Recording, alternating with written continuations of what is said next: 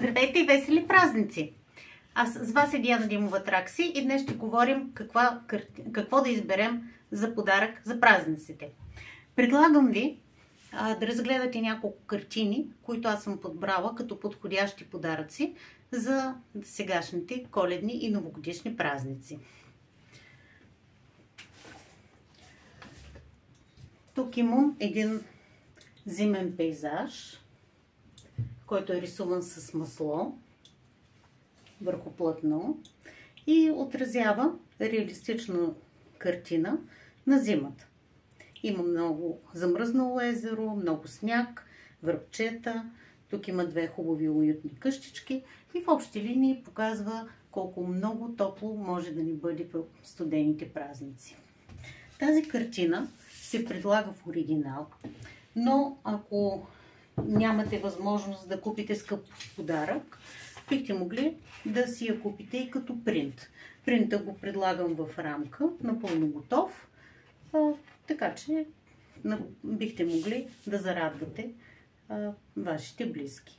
Също така имам и картички, които са с малък размер на същата картина.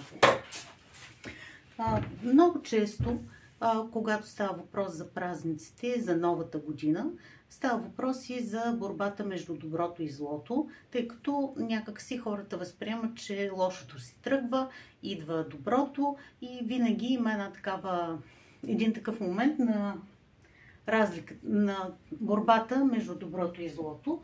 Затова смятам, че са подходящи и такъв тип картини. Ето една от тях. Тя е свързана с белия и черния лебед. Както виждате, става въпрос за снежно езеро, за борбата между доброто и злото. Предполагам, виждате добре. Другата картина, която предлагам също на тази тема, доброто и злото, се нарича Между. Тя е с масло и става въпрос също за борбата между доброто и злото и как човек понякога е безсилен да реши какво да направи. Освен това, по празниците има много любов. Правят се богати и хубави трапези. Ето една картина, която съм рисувала точно по празниците, как се правят домашни сладки.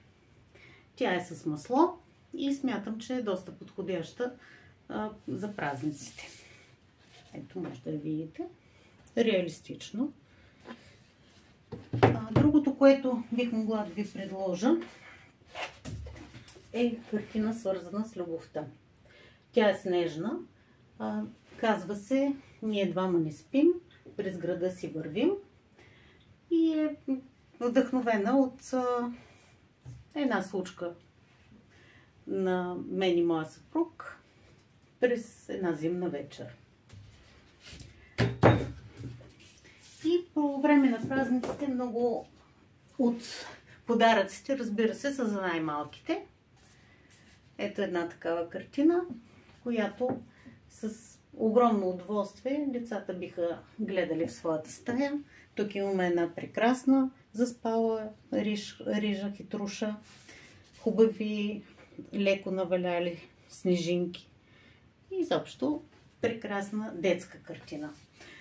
Освен това имам за любителите на котки един прекрасен портрет на котка, който е участвал в една изложба в Велико Търново и затова има и рамка.